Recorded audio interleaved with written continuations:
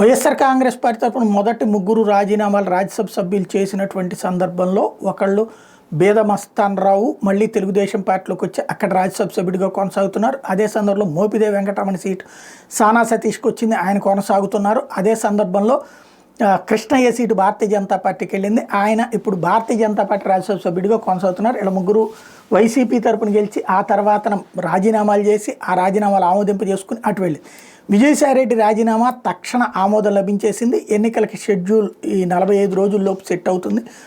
ఈలోపుగా ఆ సీటు తేల్చుకోవాలి. అది తెలుగుదేశం తనే కావాలని క్లెయిమ్ చేస్తుందా లేదా, పవన్ కళ్యాణ్ ద్వారా భారతీయ జనతా పార్టీ అధిష్టానం మీద ఒత్తిడి తెచ్చి నాగబాబుకి ఇప్పించుకోమంటుందా, లేదు భారతీయ జనతా పార్టీ ఆ సీటును తీసుకుంటుందా. విజయసాయిరెడ్డి మీదన భారతీయ జనతా పార్టీ ఒత్తిడి ఉంది, అందుకనినే రాజీనామా చేశారు అన్నటువంటి పాయింట్ వినబడుతుంది.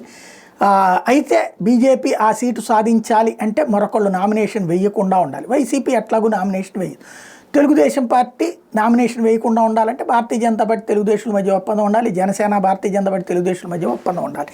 మరి ఈ సీట్ ఎవరికి వెళ్తుంది, జనసేనకా బీజేపీకా తెలుగుదేశానికా చూడాల్సి ఉంది.